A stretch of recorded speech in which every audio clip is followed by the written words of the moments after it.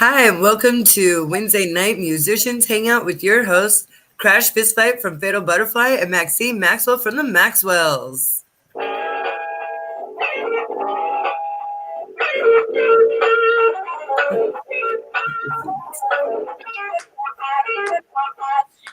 Happy Thursday, everyone. It's Yeah, so I caught that. it's so weird that we're on Thursday night due to all the weather conditions that were happening out here in the Pacific Northwest. It's good to be on tonight, though, Yeah, with our absolutely. special guest, Coley.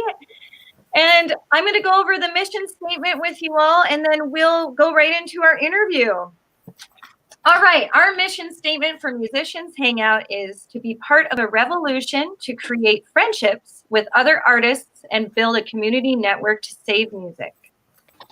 Absolutely. So thanks for being part of our community, Coley. Tell us a little bit about yourself. Well, as you guys know, my name is Coley Purnell Bold, and I also go by the moniker KP the Killer Percussionist. I'm actually originally from Detroit, Michigan.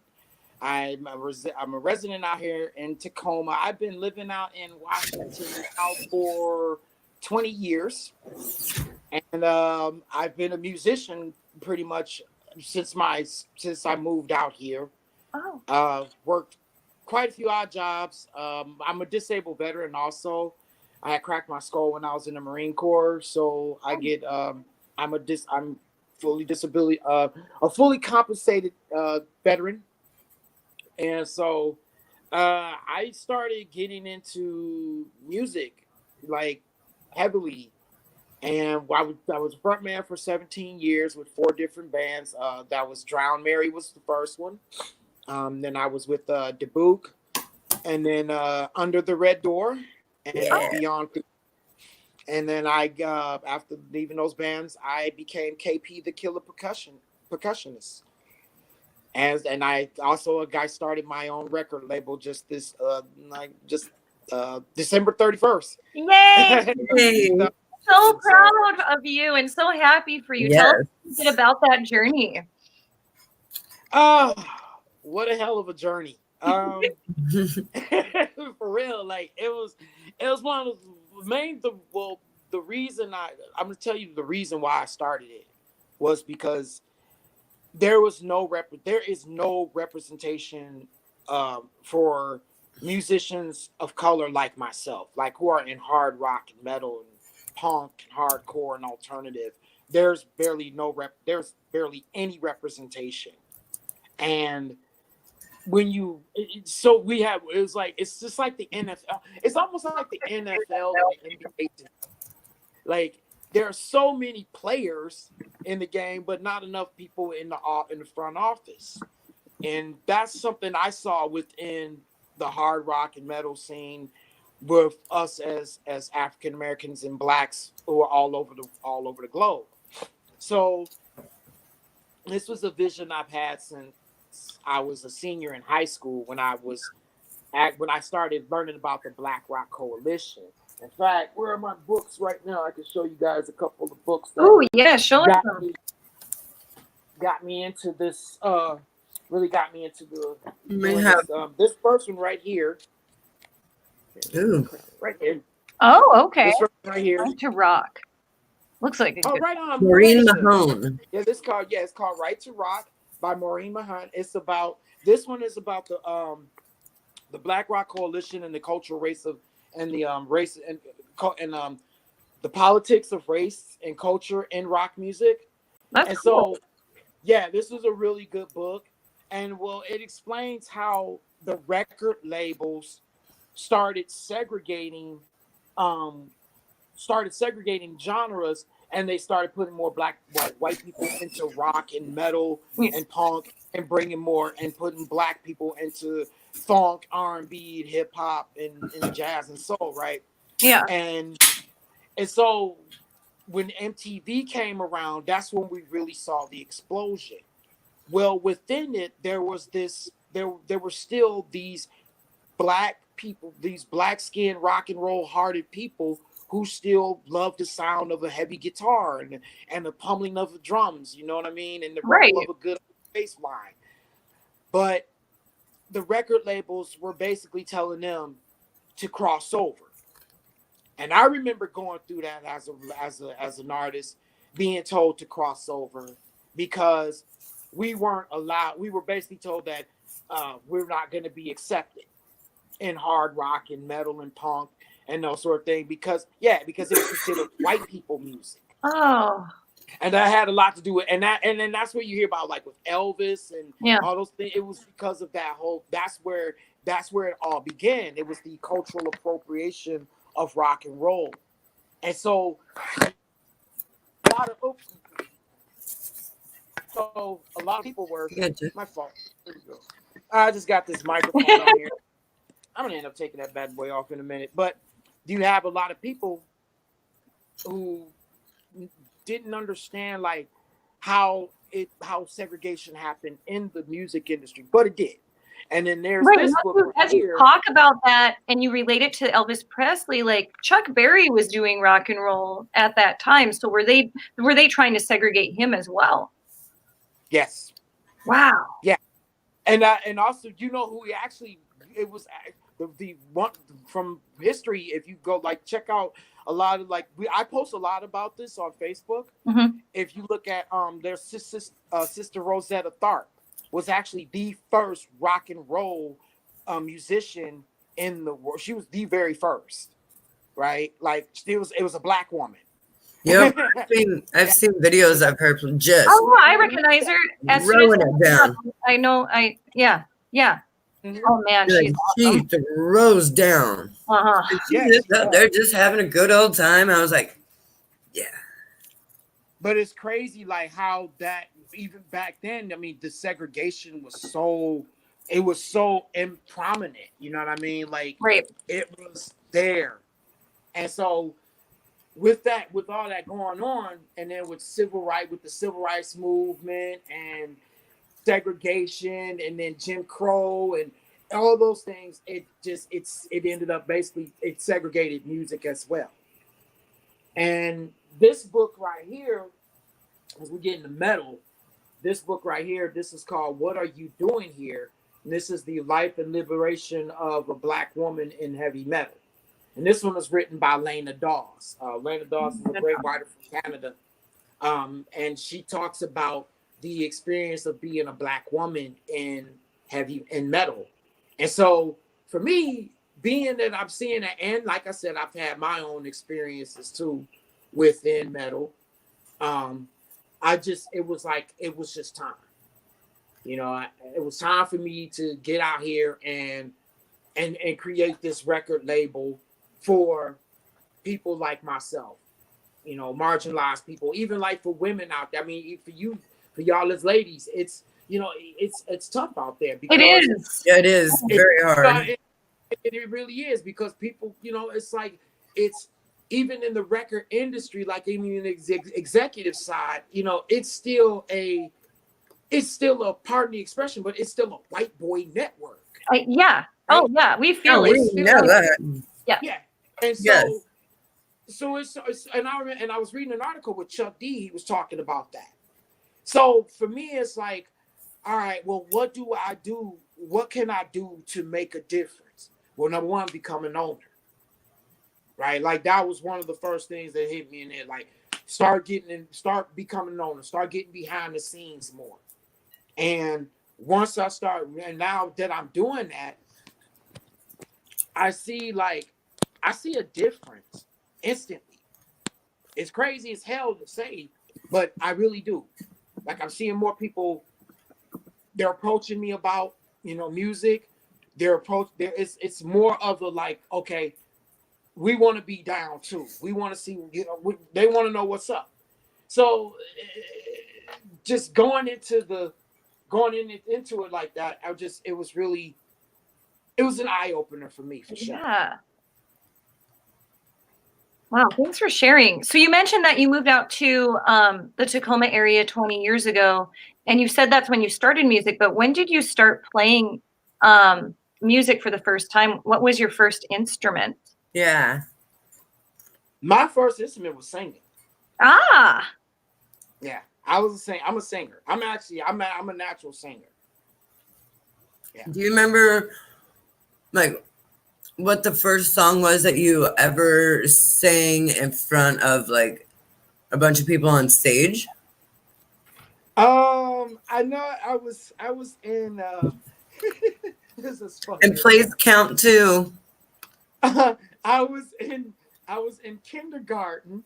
Oh, And I was on stage and singing. We were singing Jingle Bells. oh. And my knees, I just mistakenly, I wasn't nervous. I was singing and getting along, and then I don't know, I mistakenly buckled my knees. Oh, and no. I felt myself getting wobbly, but I landed on my feet on the off stage. Still was playing Like my a little cat. stick, got right back on the stage and was still singing. Like a ninja. That's awesome. Like a ninja. Like a cat.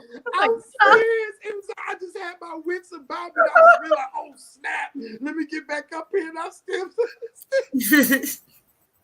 Oh my God. That's awesome. But then when I actually got my performance, like where I was selected to perform, was in 4th grade. I did "Beat It" by Michael Jackson. Ooh. I killed it.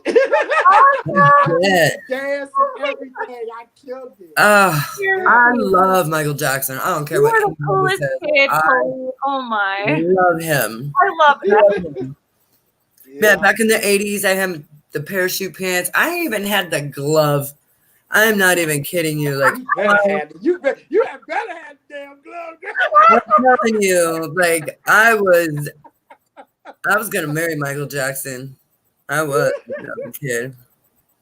Oh, Yeah, I man. loved it. I had the penny loafers and everything. Oh my God. Everything. Thriller had just came out. Mhm. Oh, man, I know, girl. yeah. Oh! Oh, he was so cute, leaning back on his record with his little hand in the glove. Oh God, I loved I know. him.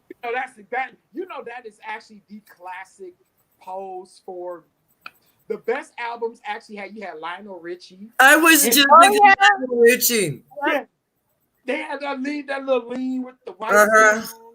Yeah, on the car, just kind of leaning back. Now we know what we're gonna do next album. Yeah, I'm telling you, might end up with y'all. Well, it might be a chart topper, but it'd be like, oh, Yeah, you gotta have the '80s pants and stuff, though. That's, Yes. oh man. Man, I think not since it's a new decade. I think we're getting into the 90s now. We're starting to go back. People are starting to like the 90s right now. That's my time. So I'm a grunge girl. I do like that. And I do miss wearing shorts and long john. Like that was kind of a thing. Yeah. Honey, I got some cut off Levi's and I'll be rocking them with my long johns and my docs. People like, oh my God, I had different color long johns. Like I'd have pink ones and blue ones and green ones and yeah. I was like, did anybody stop wearing those in the Pacific Northwest? Seriously, like that's why they dress that way, because that's how we dress. We live in layers. Right. Layers, man. It was a blizzard outside my house yesterday. Lost power. Couldn't air the show. Today it's bright and sunny, sun nose melting. I'm like, what? Yeah, what the heck? I mean, nature is just throwing temperature numbers out there like a damn Powerball. 65, 14, 39. Right. You never know. Man, that's how it was out what kind of days are going to be today? In Squim, too. Like, it was crazy out here. Coley, where are you at? And how was your weather the last 2 days? I'm in Tacoma. Weather was it was cold. It's cold as hell. Snow melted, but it started falling back. It's starting to fall again now. Oh, really? Yeah. Huh.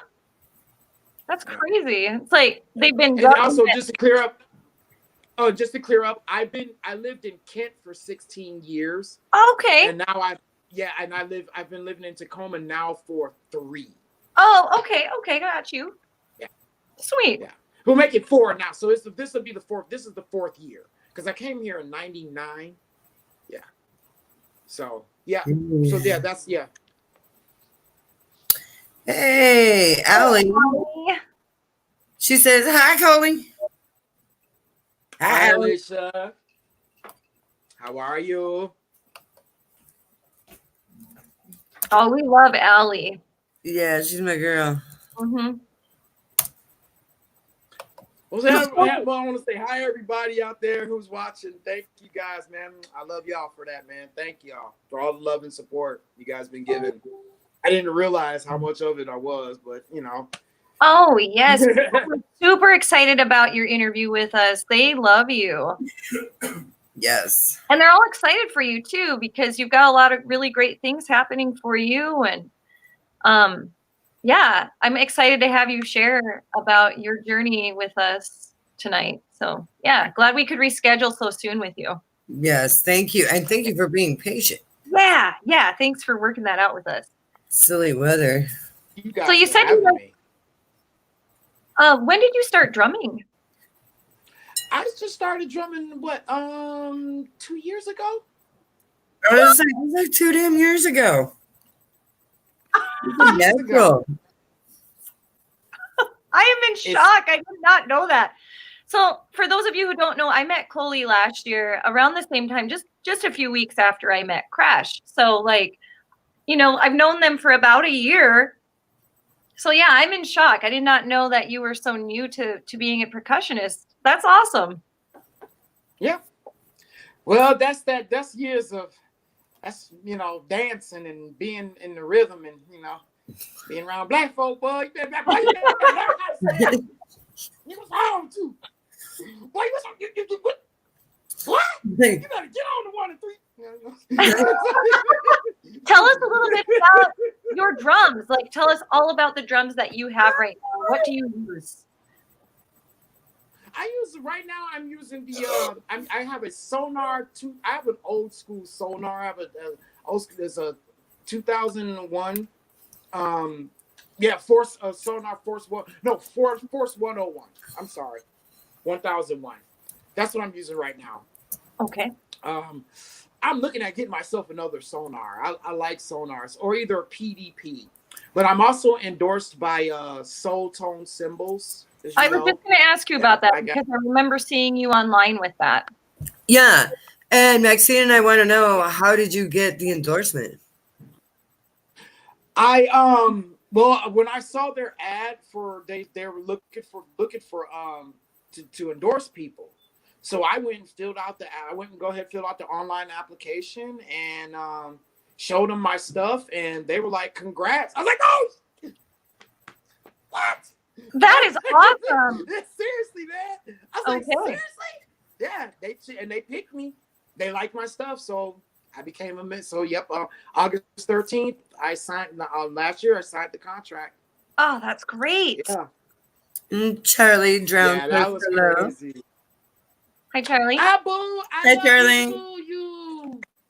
Thanks for joining us tonight. Is awesome, man. Oh, we got that room popping tonight, you guys. This is great.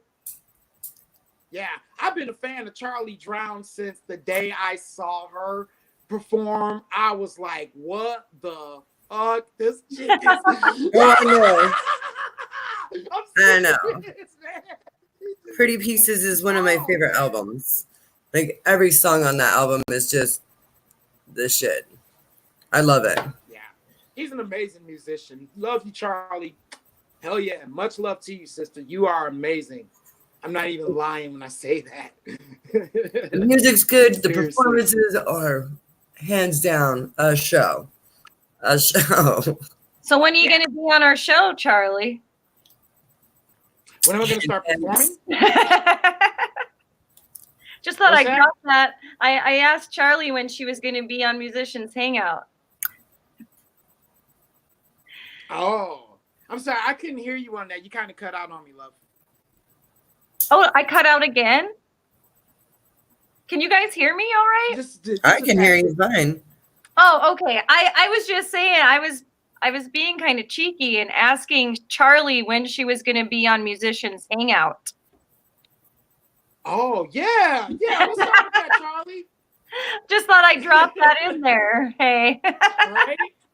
Hey, no, hey, Charlie. Hey.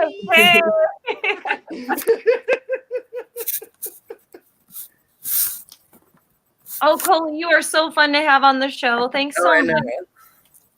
Oh, thank you, guys. Tell us a little bit more really about your drawers. So, you were talking a little bit about your soul tone cymbals. Yes. Mm-hmm. What other kind of drums do you have? Yeah, I got a flat ride, an 18-inch flat ride, and these are the natural prototypes. They have this really dark sound, really short sustain, really cool. And so I have that. I have a flat ride. I have a crash ride, 18-inch, and then I have 12-inch hi-hats. So I just and I like that setup because it's kind of the jazzy setup. But it just, oh my God, the cut through is amazing.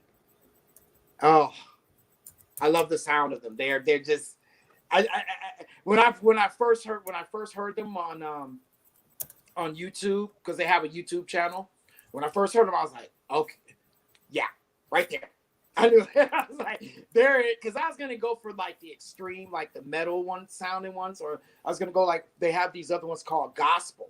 And the gospels are really high. They have really high sound. They're dope. A lot of metal, and from what my rep was telling me, a lot of metal drummers use the gospel set. But I got the natural one. I got the darker tone, and I'm telling you, I melt when I hear it. It does. It just has that really crisp, dark, sustained, just that nice. See, and that's what I need to find like a really nice dark ride that doesn't break a lot of sticks. I'm telling you, ladies, soul tone. I know everybody likes to go Meinl, and I've tried a lot of those. Zildjians, Meinls. I had Zildjians before. Mm-hmm. I have Zildjians now. I'm not a big fan. I told you about my experience with Meinl because I loved them. I still use my Meinl hi-hat. It's the only hi-hat I've ever bought. I mean, he gave my other one away because I love the sound of it. They have a very and see, Soul Tone has that too. They kind of Soul Tone and Meinl, I think, are like, when it comes to their cymbals, I think they're too compared. When it comes to compatibility, I think those pretty competitive. Well, I think that they would be there. To me, they're equally matched. That's what I meant. I definitely say Soul Tone is.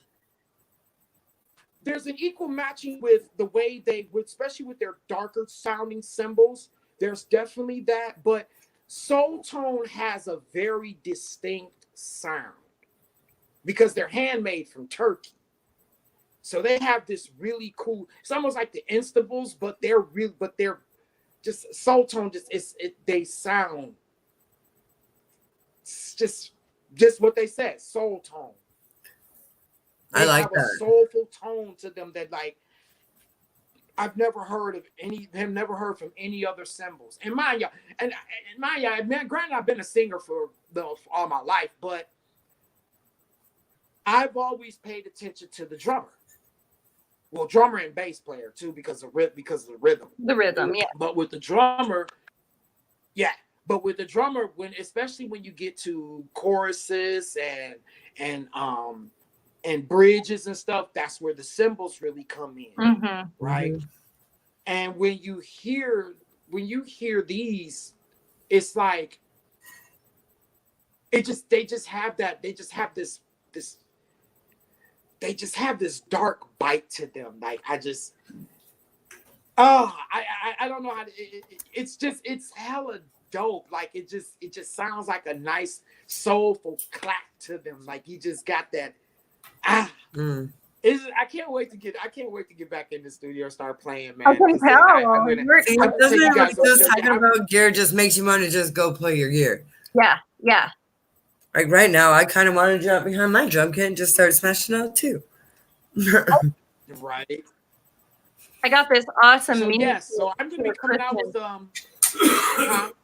I feel the same way about my new kit. So I got a new kit for the road. It's a mini kit, and it's designed by Questlove of the Roots, and I just love it. It's a Ludwig, and it packs real good punch for a little drum, and I love it. Those are really. I love the Questlove. Yeah, those are tight. Mm-hmm. Yeah, I was really impressed with how your whole little drum kit sounded. Really, I was like, wow. Yeah, yeah. I had to have a punch. It really punches. Yep. I wanted especially that kick drum. Like us. I wanted it to sound like my regular kit, and it did. Oh, it did. It sounded really good. Yeah, I got props from the sound guy. I think he had to turn me down. Oh, I bet. So other than what else do you play? Do you play other percussion instruments, Cole? Yeah. I've been noodling with guitar since I was knee high to a duck, and I'm finally getting the gist of it.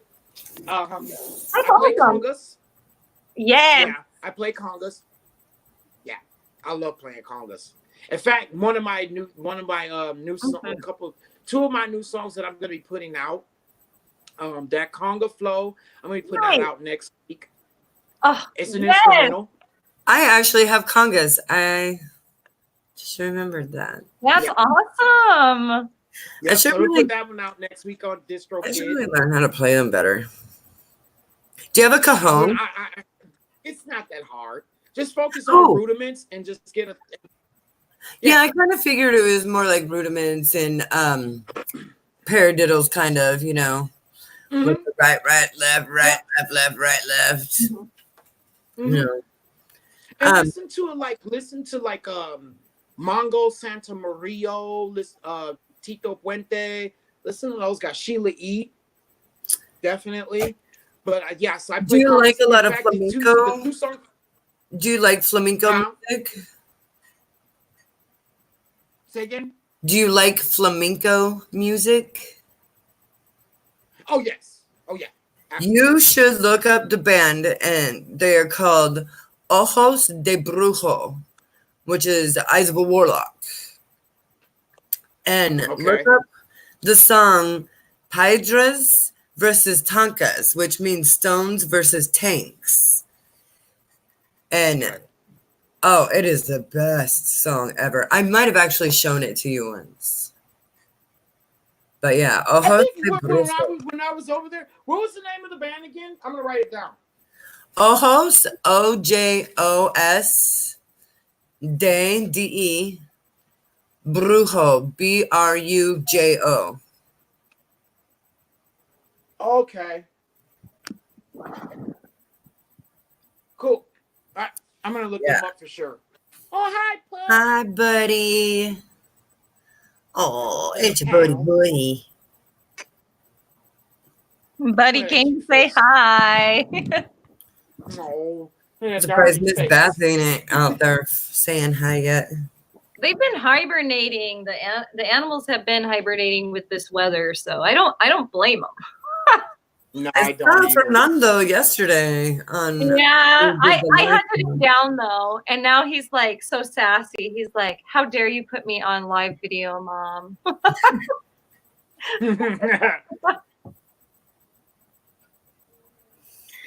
So, Foley, do you have any really special stories from out in the music industry you want to share with us? Anything that was really exciting that happened to you as a musician that you would like to talk about? Well, actually, I got something really cool going on.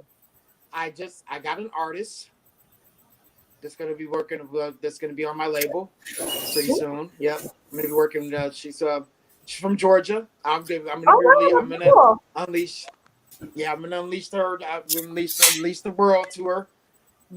So you guys gonna get a chance to meet her. And I got next week I think I'm gonna go ahead and drop one of my new songs. And yeah, I'm gonna go ahead and drop one of my new songs. So I'm gonna go ahead and put it out there, Distro Kid. So that's going on. And, I think that's perfect timing for you because you've been on this show. You can promote your single being released next week. That's awesome. Yes. Exactly. Yeah. So that's happening, and then I'm gonna put out another. So the two songs that I'm gonna be putting out, they're gonna be one is the instrumental, that Congo Flow. That's why I'm gonna put that one out, and then the next one is gonna be Fight for Our Right. That's the one I actually sing and I play congas on. So, that's cool. Yeah. I've been posting that one. I posted that one on Facebook. I'm gonna start sharing it a little bit more, just so you guys can get a taste of it, and so yeah. So I'm gonna put that one. So I'm gonna put out 2 songs so far, and then work on and get another single out, and then I'm gonna work on my album, and I'm gonna be working with my new artists, and we're gonna be ready to take on the world here, man. So awesome. That's awesome. Exciting. So I'm guessing that you're looking to recruit more artists for your label. Yeah, I'm definitely looking at artists. I've been checking out quite a few artists, and I'm gonna definitely make some trips. Go across. I'm looking in Africa. Looking to go to Africa. Looking to go to the UK. Yeah, I'm looking at some serious talent out there. Yeah, and I'm looking forward to getting them on the label with me, getting them on this label. That's awesome. Cool. Have you traveled to Africa before? No, haven't gone to Africa yet. That's exciting. Yeah. Oh, you get to go. Yeah, that's gonna be exciting. I'm definitely gonna film that. I'm gonna document the hell out that journey. Yeah, you better. Yeah. That's awesome. Absolutely. So, do you have any crazy stories about like crazy things that happened to you when you were at a show or on tour, or touring? We didn't really with the bands that I was in. We didn't do. I didn't get a chance to tour with them.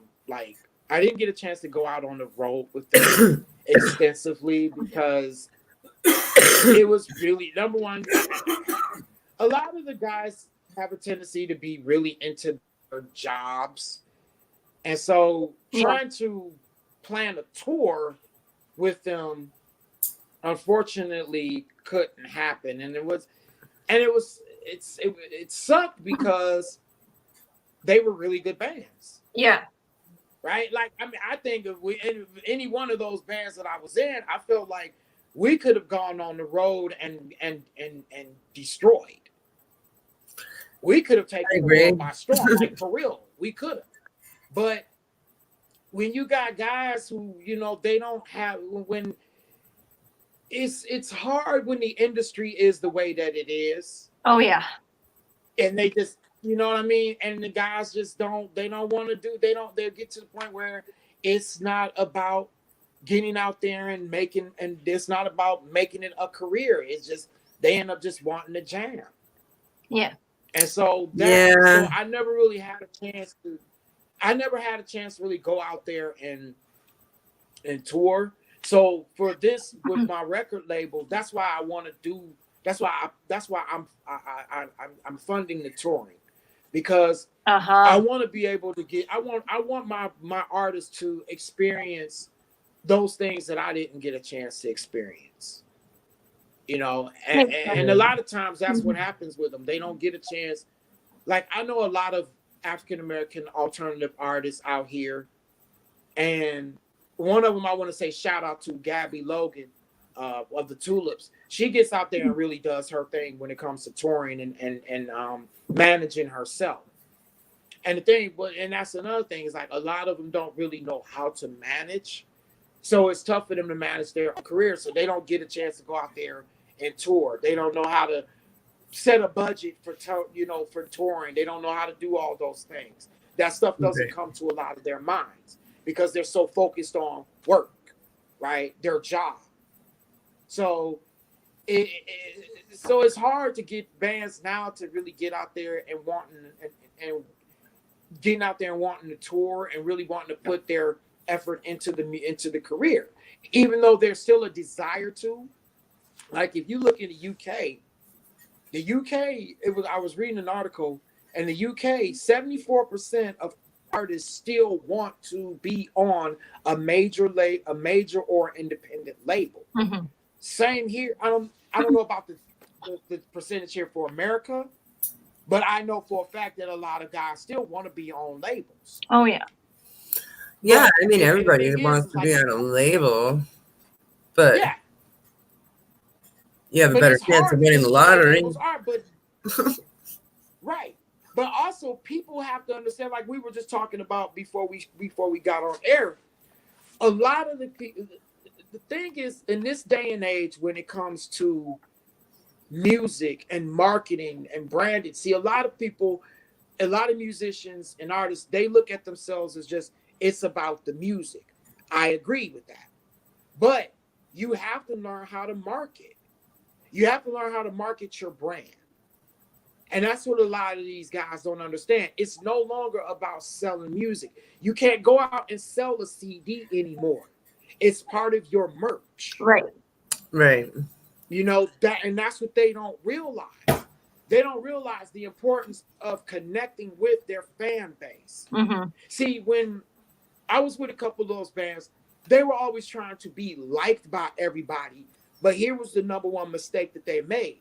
Number one, you play metal. You are not going to be liked by everyone. Right? True. Flat out. And that goes for any genre. That goes for any genre of music. You're not going to be liked by everybody. And everybody's not going to like jazz. Everybody does not like R&B. Everybody doesn't like metal. Everybody doesn't like rock. Everybody doesn't like hip. That's just how it is. But when you learn how to niche market, like you find your niche. Like here you are. Okay, like here for you. Okay, example. Maxine, you and Tony. You are lady drummers, right? You guys are you ladies are drummers. But Maxine, okay, actually both of y'all sing. Yep. Yep. Well, here's the thing. How many women drummers are out there that would be inspired by y'all? Right? How many would be inspired by your stories? How many, you know what I'm saying? These are things that those are the things that you want to market. Yeah. Your brand That's is true. you.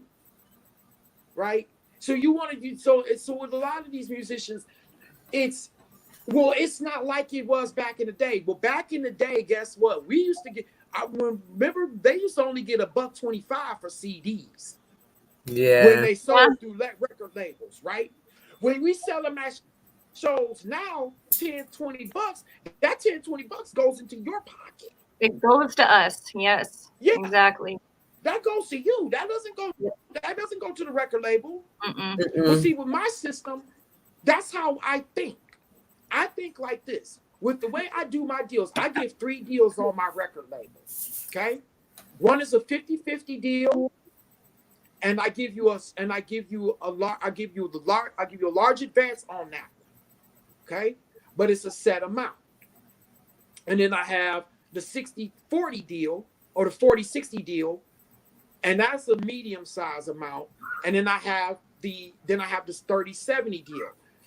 And that's a small amount. That's a small amount for an advance. Now, how I set it up is the smaller denominator goes to me. Right? Oh, okay. The smaller denominator goes to me. I'm taking the pay cut as a CEO because number one, I am a disabled veteran. So I don't really want to deal with I don't want to deal with that whole thing. Oh. If you're a veteran and you collect full disability, you'll understand what I'm talking about. Yep. And I have to talk, and I have to let them know what I'm doing too. But it's Gotcha. There's a lot of things that have to go on with VA, right? So I have the ability to take a pay cut for my artists. So the large lump sum, right? Because that was going to be one of my questions was, like, if you had to have investors or whatever into your company or into your record company. That was going to be one of my questions, but you just answered it. So. Yeah, I don't even want to. Here's the thing. Yeah. I was talking with a couple of investors, and I'm gonna tell y'all something. This is why I decided to do this on my own. I was talking to a couple of investors, and I remember this one in particular. I told him what I was doing, and I opened up about my net worth. But when he turned around and disrespected my net worth after everything that I've been doing to get going as a musician, I said to myself, I can do this on my own. Because I know the struggle, right? Exactly. I know the struggle. This is a dude who hustles up at Walmart trying to sell a fucking black car, pardon my expression, but that's what he does, right? And so I'm sitting here like, okay, when I see these guys and they're talking about how they want to get involved in the music business, and the first thing they want to talk about is their return on their investment, which I get. But also that made me realize that's how a lot of record labels start. Yeah. They want that return on an investment. So they have money like that, so they'll shell it out like that. Mm-hmm. So, and if they don't get that money back, they end up making you pay back that advance that they gave you. That's a loan. See, the difference with me, my advance is a grant. Gotcha. And you've been going to college, exactly. You know what a grant is. Yeah. That's why it's only so much, right? Gotcha. That's why. No, that makes more sense. Yeah, that's why I only give. That makes more sense. You don't give so much, right? See, when you don't give so much to them, like you think about this, like when you hear stories, especially rappers, you hear stories of them guys getting 20 grand, you know what I'm saying, 20 grand in an advance, $1 million advance. And what do they end up doing? Right? You've heard rock bands do the same thing. They get an advance and they blow it. Well, see, with the way I set them, it's like, all right, this is how much you get. And this is what it goes for. And it's yours. Once you blow that money, that's on you. Yeah. Right? Makes sense. Two, if you blow that money like that, the project's over. I don't even want to deal with that money. To me, that's charging to the game money. Yeah. Right? A lot of the record labels, they will be like, oh, hell no, you better pay that back. Not me. That's too much of a hassle. Oh. It really is. It's a lot of red tape. Much of a hassle. Yeah. Yeah. That's a good way to say it. See? And then another thing I make sure these artists do is I make sure that they take care of their copyrights, song trusts, and their PROs. Pardon my expression, get your shit together when it comes to that, right? Like, for real, a lot of guys don't do that.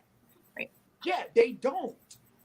You know, and then they go in, and then when it comes to advertising on social media, they're like, well, I don't want to be doing all that. What the hell? And it's like, okay, but if you actually sat back and learned about advertising on Facebook and Instagram and TikTok and all these other platforms, you learn how to do digital curating with Spotify and the streaming services. Like, learn how to do those things. It does take a lot of work. But when you start learning how to do that stuff, I'm telling you, you will be able to succeed. You will succeed in this industry. There's so many young people out here now who are making bank because they got on TikTok and went viral, and they're making, and now they're blowing up, and it's amazing, man. So Rebecca said that you were so right. It's the truth. You know, and that's something I've been learning. I've been able to sit back and do a lot of research and like and listening to guys like Gary Vaynerchuk. I'm listening to Adam Ivy from Cell Music, a Masterclass, Damian Keys, Brandman Sean. I listen to these guys. I'm serious, y'all. I've been doing like 6 to 8 hours a day of watching videos and studying music marketing. Yeah, you right? can't just because this is start this in this day and age, it's needed. You have to research a lot. Yeah. You do. And as I was saying earlier about our music, and I want to tell all you guys out there and out here right now watching this, people, y'all wonder why I become the way I become about music? Because it's an asset. If you listen to wealthy entrepreneurs and wealthy people, they will tell you that songs are an asset. When you study assets and liabilities, songs are considered an asset, like real estate, trust and funds, like trust funds and stocks and bonds and wills and testaments. That's what songs are the equivalent of. It's an estate. Why you think Michael Jackson was able to pull off what he pulled off on Paul McCartney, and Paul McCartney got mad as hell? Because he was able to take his estate. He bought his estate. He owns it. Posthumously owns it. Right? That's how Marvin Gaye was able to do it. It's the estate. They were able to Marvin Gaye. They were able, yeah, because it's an estate. It's intellectual property. I didn't realize how important intellectual property was until I got into an argument with a guy on Facebook. Oh, well, actually, a lady. It was a lady, and here's why: because I had, and I hold myself responsible for this. He had made a really good post, but he didn't want to share it. So I copied it and pasted it, but I forgot to put his name. Well, one of the ladies, she called me out on it, and at first I got upset, like, what the hell, right? Got upset about it. But after a while, when I started thinking about it and I started learning about intellectual property, I was like, damn, she's right. Wow. Because she's right. Because when a person thinks of something and it comes from your mind, that's a very powerful tool, right?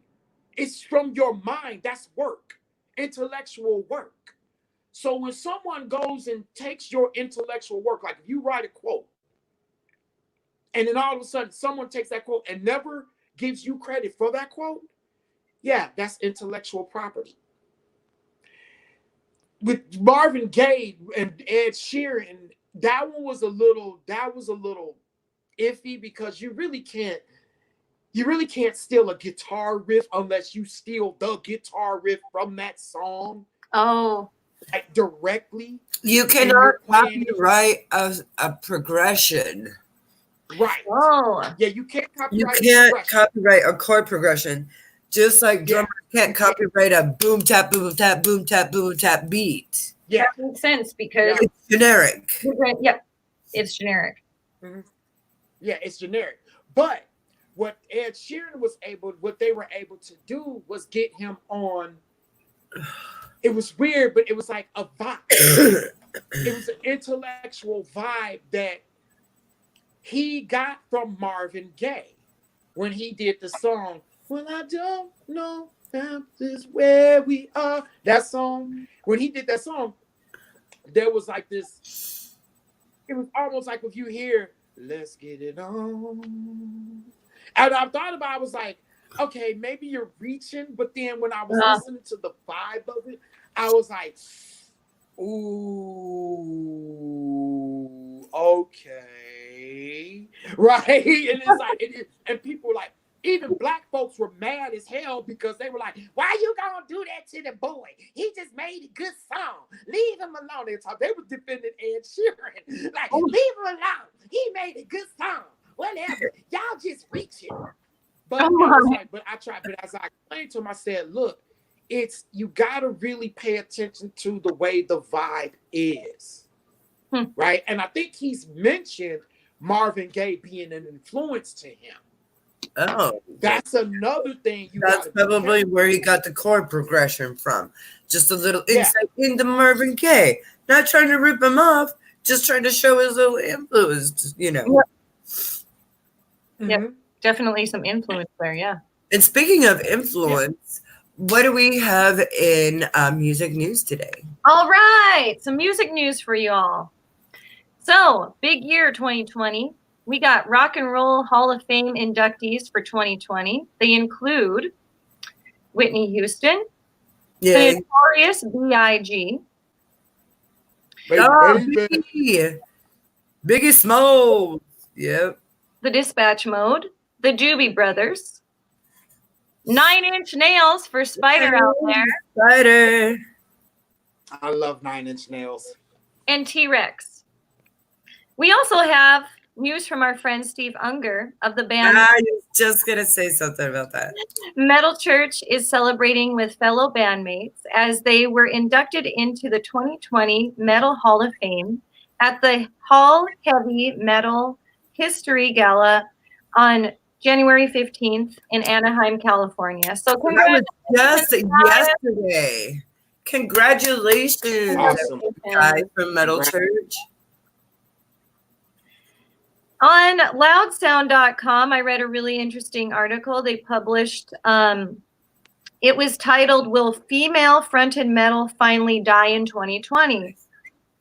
Hell so the head no. caught my eye because I was like, wait a second. We're just scratching the surface. So after I read the article, it explains that music fans have categorized bands with female vocalists as female fronted for decades. And this is becoming outdated as we enter a new decade in which women are dominating metal with bands like Lacuna Coil, Within Temptation. I love Lacuna Coil. I do too. Within Temptation and Evanescence, charting multiple times on the official rock and metal albums top 40.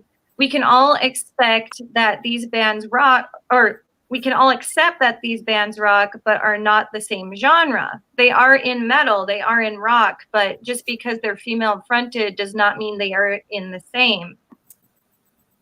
Women continue to rise in the metal scene. However, we are ready to be labeled by our kind of metal and rock and not our gender. I can see that. So good read. Check it out. I did. I definitely looked at that. I did too. I did too. Awesome. So viewers, and that's why please do. This book right here that I was showing you guys earlier. This is a what are you doing here? Right. About liberation of a black woman's life and liberation. Metal. Yeah. In heavy metal. Great book. I bet. Like, and I know, like, I'm gonna definitely check that out. Yeah, I'm going to read it too. I'm writing it down. Everybody else, who's check the author? Out. That's a great book. And then, is that it? No, I wanted to end music news with some sad news. Yes. Last week we lost Neil Peart of the band Rush. He was a drumming idol for many of us percussionists. He passed away after a long battle with brain cancer. Rest in peace, Professor. Yes, rest in peace, Professor. And oddly enough, he actually died on the same day that David Bowie died, just years earlier. And David Bowie passed away in 2000. 2 days after his birthday, and on his birthday, he released his last album, Black Star. Oh. So, I'm a huge buff, like David Bowie buff, if you couldn't tell. So, yeah, he was born January 8th, and he passed away January 10th. Just Aaliyah also. Who? Aaliyah. Aaliyah would be 41 today. Oh wow! Yeah. We've lost some really great artists in the past. Yeah. Oh yeah. Oh, love Aaliyah. Yeah. Oh, me too. Yes, me too. That's right. I'd forgotten about that. What is that noise? Yeah, it's been rough in the music industry. We've lost a lot of really great people in just the last few years. And yeah, Neil Peart came, as a little bit of a shock, but I know that he's been, deteriorating with his health for a few years now. And when I was in the middle of class, because I'm a high school teacher, one of my students who knows that I'm also a heavy metal drummer, a percussionist, he asked me if I'd heard the news about Neil, and I hadn't. So a student told me, and I went right over to my computer to check on that. I had to Google it. I was like, is this just a hoax? That was the first thing I did too. Because, there is fake news out there. Exactly. So I checked my resources. And so, yeah, anytime somebody I love or I feel is important in my life or some sort of influence, I always snoops it out. Yeah. Or snopes it or whatever. Because, what? Neil Peart? Whatever. But no, that breaks my heart. Yeah, when I saw, when I saw like the 5th article on it, I was like, oh, I'm convinced. Right. Yeah. Like, I'll book Wikipedia if I can't figure it. Like, I'm just like, whatever. Well, then I pop in on my drummer communities online, and everybody's posting about it, and I'm just like, oh man, this is. And pretty much all Facebook was Neil Peart on January 10th when he passed away. Mm-hmm. Yeah. Definitely. I had to step back into my storage room for a moment. And when I came back, the kids were like, are you okay, Mrs. Maxwell? I was like, I'm going to be all right. So. Yeah. No. That's got to be tough, especially in front of the kids. It's like, man. Oh. Yeah, keeping that face. Heart. Yeah. They're sweet, man. Oh. Sweet. They get that we're human, too. I know they. Yeah. I would have a problem keeping my potty mouth under control, but when I was younger, I did. I gotta admit, when I was younger, I really did. But I've been, teaching I've been a high school teacher for 3 years, but I've been teaching kids for 2 decades. So it's gotten easier. Yeah, I'd do better as a high school teacher because I've been. It was hard when my kids were like Girl Scouts and I was the scout leader, and I'm like, well, I guess we're gonna go make a ladder over here. My high school history teacher, Mr. Fancher, like y'all see him, he posts this on my Facebook quite often. He's a big mentor to me, man. But that man in class, he would crack us up. He was like, boom! I'm telling y'all. Man, there's nothing like a good teacher. Man, I gotta say this, and that's one thing I do want to say, man. I really, to schools out here, y'all get some black male teachers into y'all schools. Heck yes. Please, y'all, because let me tell y'all, we can teach y'all some stuff that y'all be like, damn, I didn't know that, but you'll know now. Okay, like, for real, man. And I mean, but at the same, I'm serious, y'all. Like, I've read so many kids who say that having a black male teacher has made such a difference in their lives. I've even read white students, Asian students. They said that they had their best teachers were because when they had black male teachers, they were like they were the best because we come in with because we got something to show. Because we're always told that our leadership is poor. We're told all these things. I mean, you look at like guys like Lamar Jackson as a quarterback. We're looked at, black quarterbacks are given this stereotype, are told that they can't throw or they can't stay in the pocket or they don't have the poise and they're too short or this, that, and other. And it's like all these brothers are just blowing the game. They're just tearing the game up. And that's the same with black teachers. More black male teachers, y'all. More black male counselors. We can make a huge difference in schools, y'all. Seriously, it's true. Oh my God. More black teachers. Start hiring more black teachers in the music department. Yep. Y'all, we could teach y'all a lot, man. Oh heck yeah. We need more teachers. There's a teacher shortage nation. I gotta say, and this is so I hate to sound stereotypical, but when I was playing bass. No, here's the thing, Maxine. I've had, and I'm saying this because I've had I've had white teachers when I had my eldest daughter going to school. She was talking with me about how there aren't enough black school volunteers, enough black male teachers. She's like, there's not enough black males who help in the schools. Yeah. And she's like, we need them.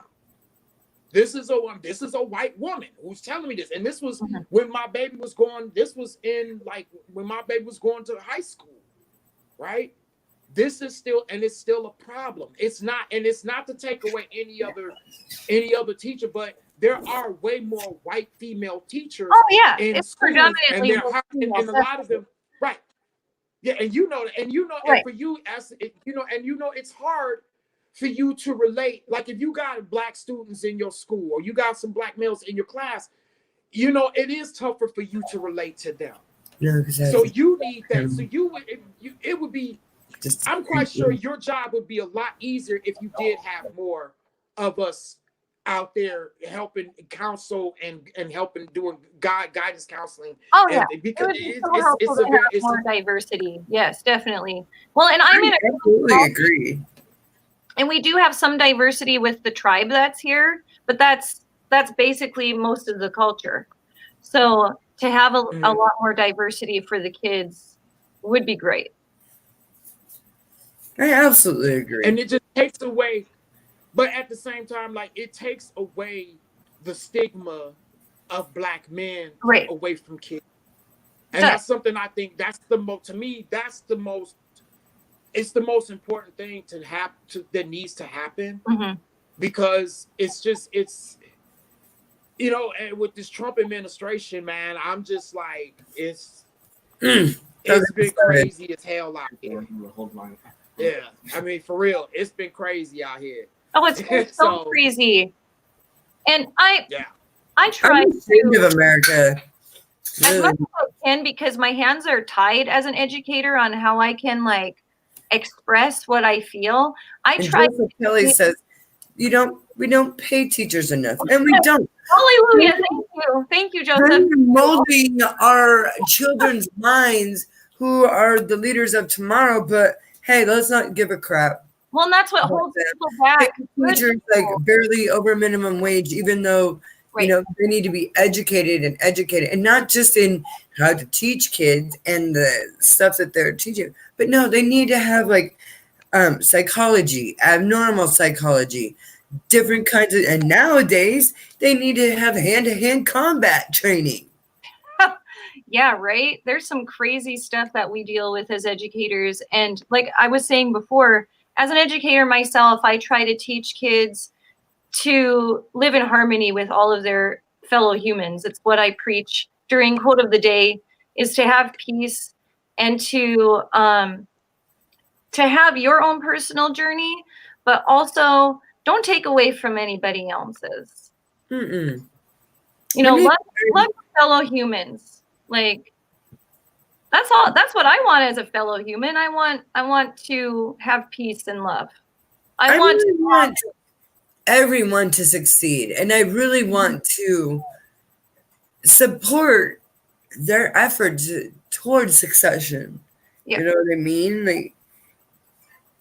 Truly, why can't we help each other succeed? Or be grateful that each other is succeeding instead of being so hateful and being so jealous of other people's success. If you're jealous of other people's success, get up your lazy ass and go do something about it. Right. And the conversation is reminding me of a quote. Wait, what? I'm sorry. I don't, to be honest with you, Tony, I don't think, I've heard a lot of people say that. And the thing is it's not, here's the thing. You can sit down and make money. I mean, think about a secretary. She can sit down, and he or she sits down and make money, right? It's not so much that. It's more like, okay, we look at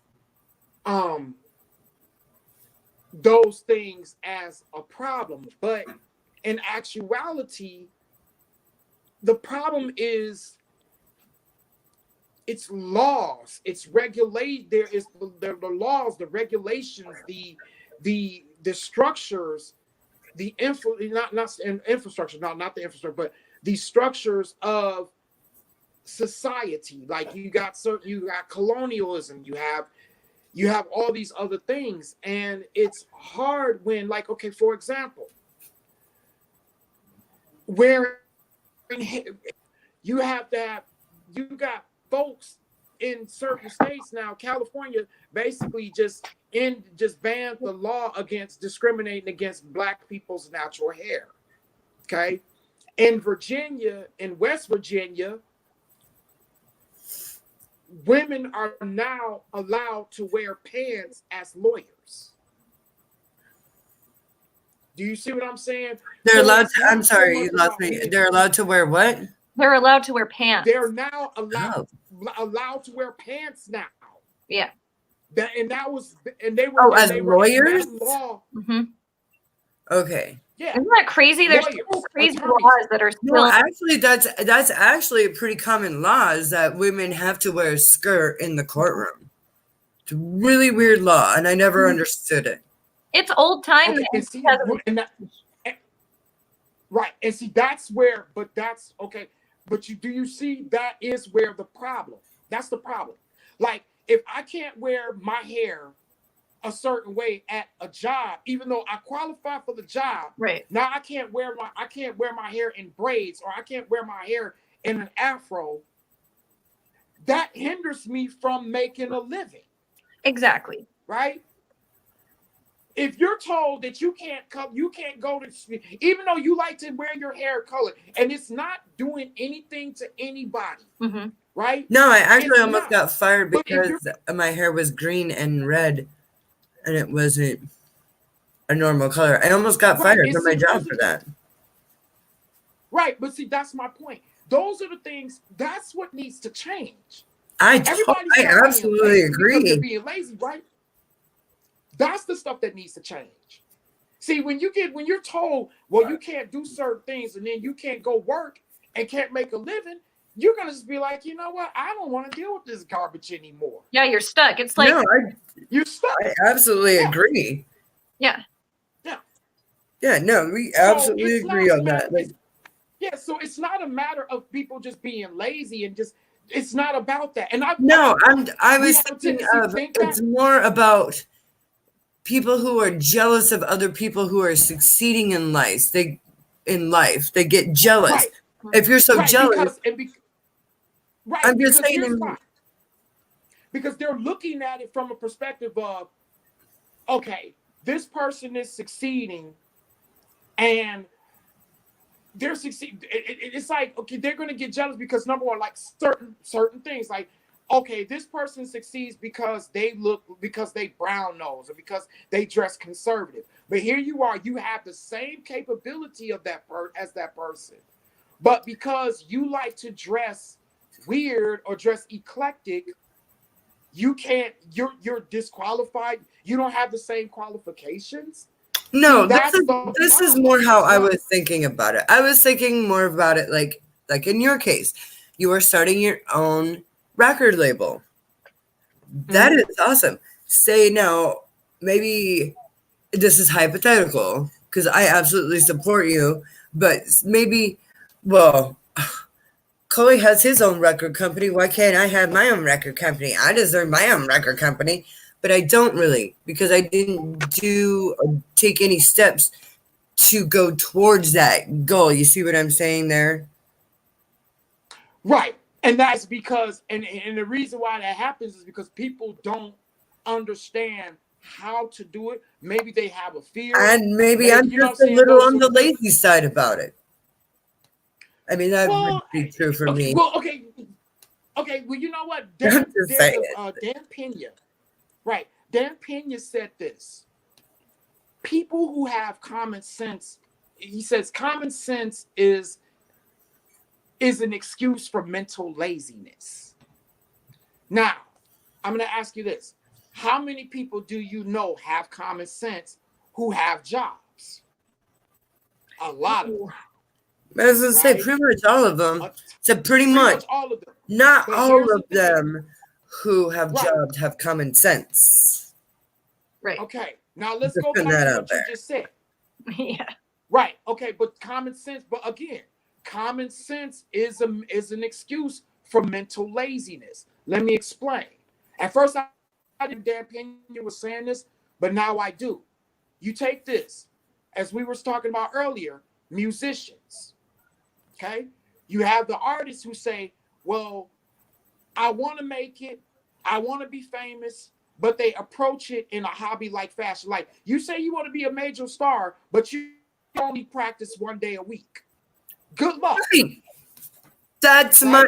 that's exactly what I'm saying. then- That was my point right there. Right. Boom. Right. So that's Can't be a star if you're not that's the thing. willing to put the time and effort into it. Like it's just not gonna happen. Right. But here's the thing, though. As I was stating earlier, you have more musicians. See, this is why I get into it with a lot of the musicians that I've gotten into it with, and promoters and other people, because their approach is, well, I have a job. Well, I can only practice 1 day a week. And my attitude is, well, guess what, bro? You ain't gonna get nowhere. And then they're like, well, you're just saying that because you can do that because you have disability. And I don't have to worry about it. I can't depend on the government check, buddy. This is the attitude that I get. No, So yeah, like, okay, no, I so get that. Right. So, but me working hard on the music because I have opportunity to do so, I'm looked down upon at the same time. Mm-hmm. Do you see what I'm saying? I absolutely So feel you on that. people, right, but the common sense people will say, But I well, feel like get a that's where the job. jealousy comes in at, because they're jealous that, you know what I'm saying? Because they have common sense. Mm. Right, because they have common sense.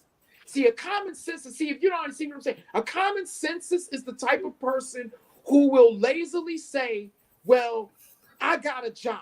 What do you do? Right? That's the common census attitude.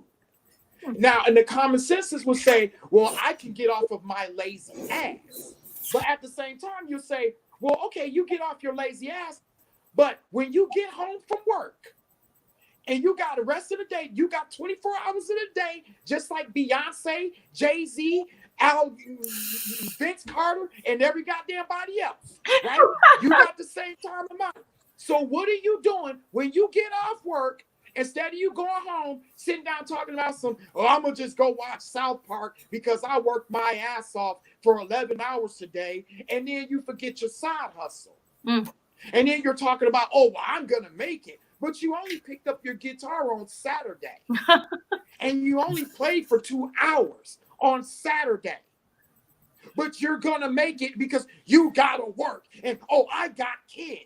I got 2 children, and there are times I'm away from them because I got to think about this business. Yep. But that's what you got to do. No, I absolutely agree. People, yeah. So these common sensors, these people with the common sense, the ones that I get into it with, they forget that they have 24 hours in the day, just like everyone else. Yeah, it's time management. Exactly. Yeah. Mm-hmm. I don't lie to people. Like, if they ask me, like, well, how come we didn't look this up? Because I'm lazy. I'm lazy. Yeah. I didn't feel like doing it. We had a question from the chat room. Really being lazy, though. Rebecca asked, not to change the subject, guys, but there was a question in the chat room about the record label. What is it called? Oh, what is it? Yes, the name of the label is Tainted Novelty Music and Entertainment LLC. It's mostly going to be, it's most hard. I want to get hard rock or rock, metal, jazz, funk, blues, and alternative music on there. You work with those work with artists like in those genres, and yeah, that's what it's called. Tainted Novelty. Thank you. Let me Boom. Getting your brand there. Type it in here. Yeah, I'm typing it in. Nice. Thank you. You bet. So it is 8:15. Oh. So it is time for us to go into our neck of the woods and let you all know what shows are happening in your neck of the woods. So this is what's going on in your neck of the woods this coming calendar-ish. So on January 25th at O'Malley's, the Stravinsky Riots and Kerr Michelle are going to be playing. It's always a free show, I believe. February 7th at the Swiss, Debbie Blackout is having their CD release, and Sweet Clarity and Hands of Deliverance will be playing that show also. On February 1st at the Black Zia, Primary Pulse, Slut Penguin, Downglow, and Patrick Taylor are going to be Shout out to Rochelle DeBell over there. Yeah. The Black Zia. At the Black Zia, yeah. On January 24th at the East Side, and that's in Portland, Oregon, we have the Reptilicus, Dead Nexus, Trojan Swamp Monster, and Karaoke Bozo are playing. Nice. January 7th at the CCR, Shortcuts are playing. And again, on Saturday the 18th at Bubba's Roadhouse in Sultan, the Shortcuts will also be playing. Nice. Friday the 17th at the Plaid Pig, sorry, but this is actually the name of the band, the Fucking Eagles. Shout out to Justin Moser. What up, Dust? I hate the Fucking Eagles. Wild Powers and Secret Caller are playing at Plaid Pig again. On April 18th at the Real Art in Tacoma, High Rise, shout out, Not a Face, Great Dane, YBL Lavish, and Smell That Entertainment are going to be playing at the Real Art in Tacoma. On March 18th at the Mercury, Particle Sun, Expirivant, Two Libras, and Orbital Fracture will be playing. January 19th at the Plaid Pig, Portrayal of Guilt, Street Sex, Florida Man, and Czar are playing. Florida Man. On February 15th at Echo Valor, and that's in Centralia, which is one of my hometowns. So it'll shout out there. We have Scumbag Entertainment with Muddy G, Cosmetic Music, First One, and more are playing at Echo Valor. On January 16th at McMinimum's Oak Temple, and that's down in Tacoma, I believe, Street Grit is playing the Spanish Ballroom. January 29th at Mercury, DK0, Kryptonesia, Pill Brigade, and Seraphim are playing. March 12th at Club Sir, YNT, Custom, and Guests are playing. The Jimmy Wright Band is playing at the Aurora Borealis on the 17th, the 19th at the Edison, and the 25th, all in January at Pub 282. On February 1st at the Funhouse, Sun Circus, Christos, South Kitsap Infidels, Machinery of the Universe, Octopus Attack Shark, and Ugliest Man Alive are playing at the Funhouse. On January 17th, Rob Fowler with Jamie Flambe are playing Billy McHale's. And last but not least, on February 8th at the Knitting Factory, Piper's Rush, which is, you guessed it, a Rush tribute band, is playing with Jacob Vanal. And just hold on just a minute. I'm going to let everybody know.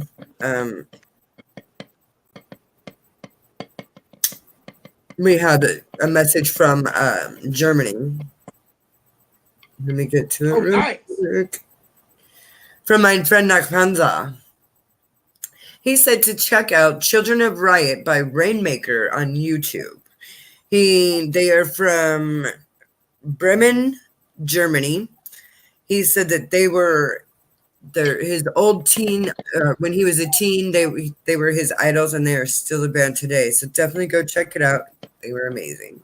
Very cool. And that's what's going on in your neck of the woods. Thanks, Tony. That was awesome.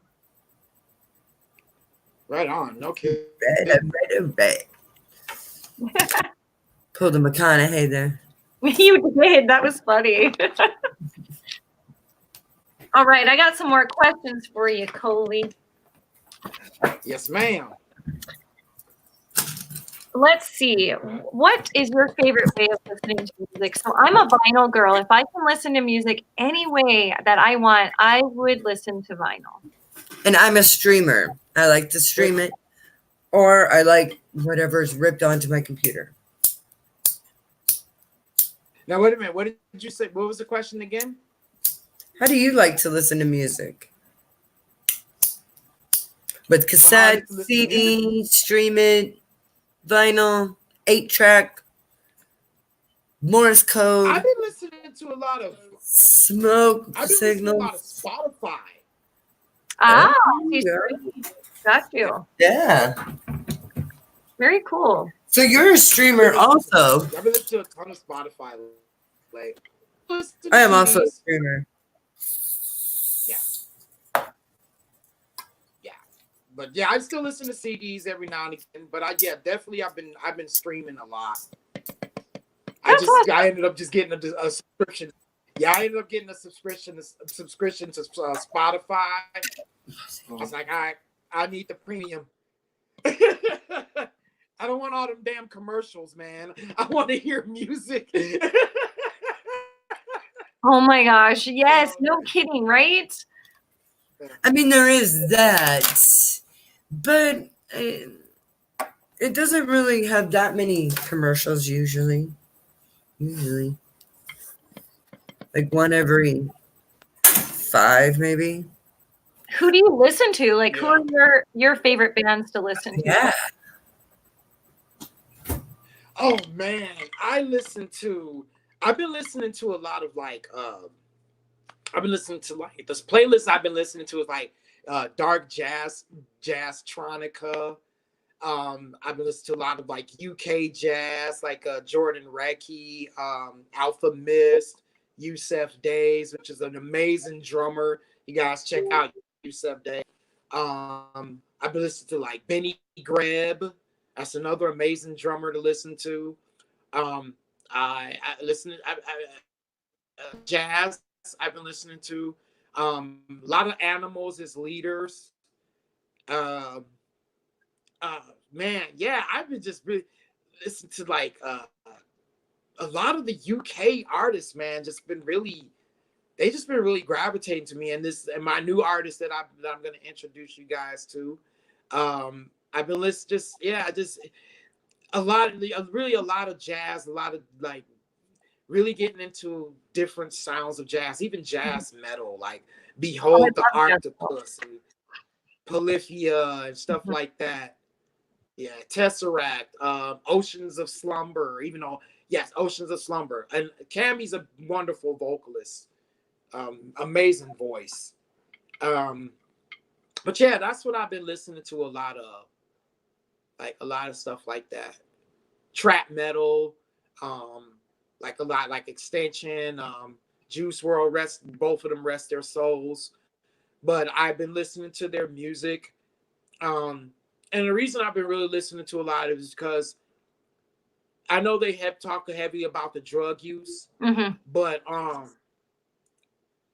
I've been seeing these, like a lot of brothers and sisters been posting about how we listen to music, we listen to rappers we listen to rap that were drug dealers, and y'all listen to rap that's about drug use. we are not the same. And my response to that is they're using because we're sold. Right. Because and a lot of people like I see a lot of that stuff, and that's why I start countering because I'm listening to a lot of this stuff, and it's like, yeah, they're doing that because we sold it to them. You know, and it's funny how like a lot of us older people, we want to always like Mike and Mechanic said. Remember that song? Was it Through the Living Years? He said every generation blames the one before, and all of their frustrations come beating at your door. Yep. That. So we have a viewer. I will holler at y'all about that. Yeah, I was just reading that. I'll holler at y'all about that. Now I don't have a Memphis style jazz band, but I'll be getting some stuff together real soon. But yeah, I noticed that, and it's something that's something that really bothers me, that our older generation is doing that, like saying that about our younger people. And it's like, yeah, because we sold that bullshit to them. We grew up around in the household. Mm-hmm. We grew up around with the man, uncle and them having got keys of coke in the damn wall of the doggone house.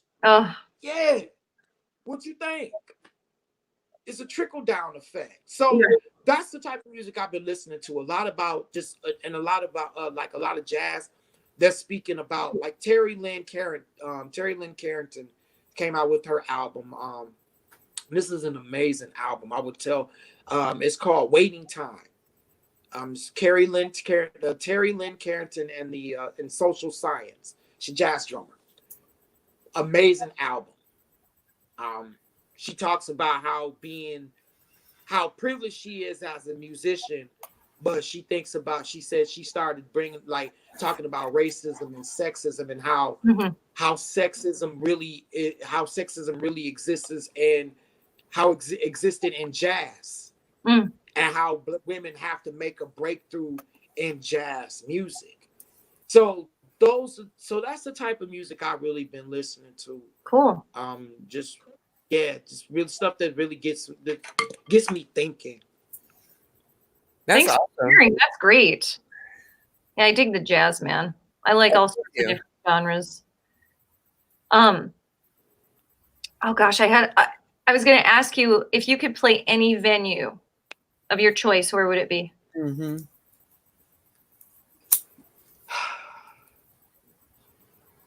And if you can't think of just I know this is far. You can tell me that. I know this is pretty far. All right, so I would say definitely the whiskey and whiskey in LA. Okay. What's the one in it's Lincoln Jazz Center in New York. Ooh. And rest her soul, but one of my friends, great friends, and her aunt, the Aretha Franklin Amphitheater. Oh my goodness. That's cool. And these two are far-fetched, but the Staples Center in LA and Madison Square Garden. Good for you. Yeah. It can be any. So live it up. Yeah. Hey, dreams come true. I played the Tacoma Dome one time. That was a really surreal moment in my music career. Oh, yeah. Yeah. And I got to play with like Farside and Young Hump and DMX and Redman Method. I mean, I got to share the stage with those great people of hip hop, and I remember when you came to 2-5 when Zips was 2-5. Yes, you came there. That was like such a whirlwind. It was like crazy. Yeah, that was one of the days. Totally, yeah. And then everybody on Musicians Hangout, y'all. Tony played bass for Andre for Dr. Dre's son, dude. Like, Curtis Young. Come on, man. Like, Curtis Young. Yeah, there was there's 25 things. It was crazy. That was a crazy night. That was crazy. So so keep your dreams open, because I would have never thought that I was ever gonna play the freaking Tacoma Dome, especially hip hop artists, like big names in the hip hop industry too. Like everybody knows who Too Short is. Everyone. So Like everyone. Well, with the way the music industry is right now, you never know where anyone or anything can go. So look at our good friends with window pane. You know, they've been killing it lately. And Glenn Cannon and his new I don't know if you would call it a solo thing, but he has a new band that he's doing. Yeah, I seen. Yeah, definitely. He's tearing it up. So Shit, dreams do come true. Shout out to Glenn Cannon, man. But you know, if you ask any of the window pane guys, they said it's a lot of hard work. It's more than practicing on Saturdays. It was you go to work, you come home, you scarf your dinner down, you kiss your wife and your kids goodnight, and then you go to band practice for the rest of the night. You know, they said it was a lot of hard work. It's a lot of sacrifice. It is.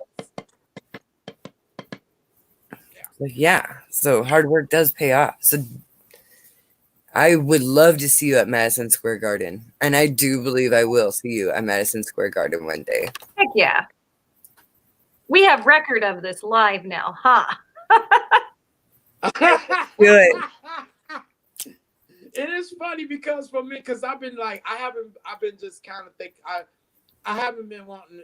I kind of said I was going to just back off of performing for a while because of getting this label together, but I can't even front, man. Like getting it together is like kind of getting that juice back in. Like okay, need to get back out there and get it. Yes.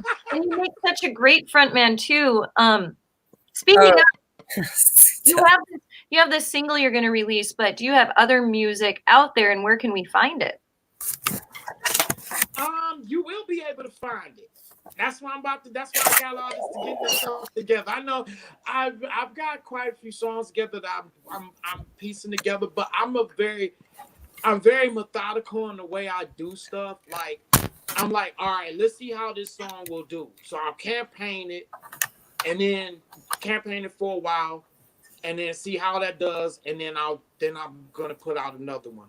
So I'll put out at least 3 singles before I actually put out a full-length album. Okay. So you guys will be able to find you will be able to find the singles on DistroKid, and then when I put out the full length, I'm most likely put that on CD Baby by disc makers and have it on. I'm gonna have it pretty much everywhere.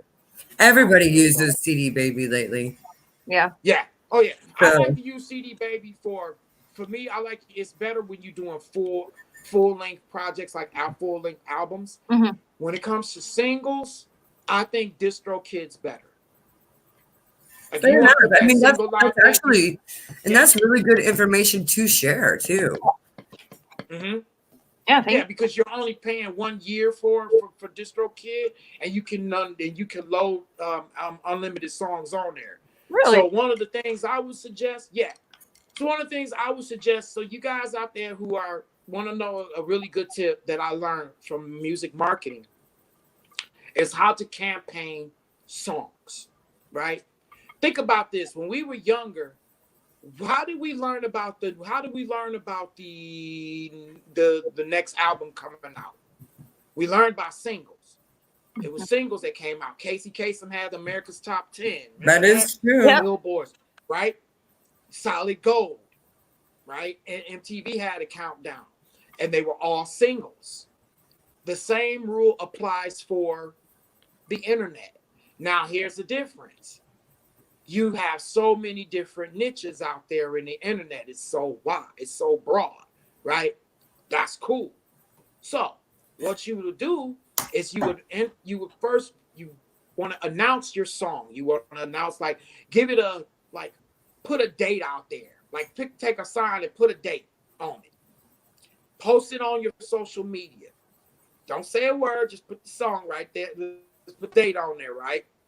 And then just do that first day. Second day, you post the date again. And you might say something about it. And then you start doing the countdown as you do. So it's like, say 20 days away, you want to campaign a single. That's how long you want to be able to campaign it. Give 20 days before you release it. Okay? So you want to go ahead and go through your campaign, do it for about till you get to day 6. You want to campaign the song, the day you gonna release the song. Okay. Then when you get to the second week of it, of you get to day 7, this is where you want to start introducing bits and pieces of it. Okay. Like maybe you want to get a sound clip. Okay. So you start playing a sound clip.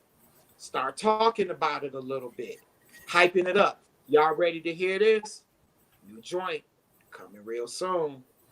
Then the next day, you give it a title. What's the name of the song? So now they're hearing the title. Okay, now they relate to. They've been hearing it for a little bit. Now they Now there's relate. Now they know what it is. Mm-hmm. So now play it. Play the clips for a bit. Right. Boom. Now they hear the song. They're getting used to it. Now the next week, you want to start getting ready for your video. Putting your little video clips together. 30-second video clips of the song. You want to put out a lyric video. You want to put out a physical video. Okay. So you want to start doing that. You want to start putting the lyric video so that people start knowing what is. Put a piece of it out there. 30-second clip of the dopest part of it. Right. The dopest part of the song, the chorus or whatever. Right. Then when you do that, then start getting into the body of it, the verse. Okay. Break down the verse. 30-second clip of you doing the verse. Then as you campaign and all that's it, and then that's going to marinate into their heads. Now they know the name of the song. Now they know when is it going to be released. Okay. Then you just go ahead, keep playing little bits and pieces of it. Then right before the release day, you put out the lyric video. Full-length lyric video. Okay. Then the next day on the release, that's when you put out the full video of the full length of the song. Oh. And then afterwards, that's when you want to start thanking them and start doing like within 5 days after, you want to start thanking them and all that stuff. And then plan for your next song. And go for that. Do the same thing. Then do that song, then you do your next one. Your third one, that's where you should be planning for the full-length album. Okay? So it's like, thank you, my man. So yeah, so you do that. And I'm telling you guys, watch how many people will start buying your albums because it's registered in their heads. Mm-hmm. See, the thing about this is like one thing I know is another things bands do too is that they don't post enough content. Oh. You got to post enough content. You need to be posting at least, if you're a band, Gary Vaynerchuk goes overboard with it, according to some people. But he said if you're not posting at least 100 pieces of content a day, you are irrelevant. Whoa. Right? But if you're posting at least, now think about this. If you're posting at least 1 or 2 pieces of content a day about your music, people are going to remember. Okay? They're going to remember that. That gets the algorithm set up. Uh-huh. Okay? So that's where you start. Okay, well, that's where the numbers start curate, right? Because now you're able to get into the minds of them and let them know, okay, my song is coming out. My song is coming out. Be on the lookout for it. Be on the lookout for it. It's the same thing as you doing a gig. Yeah.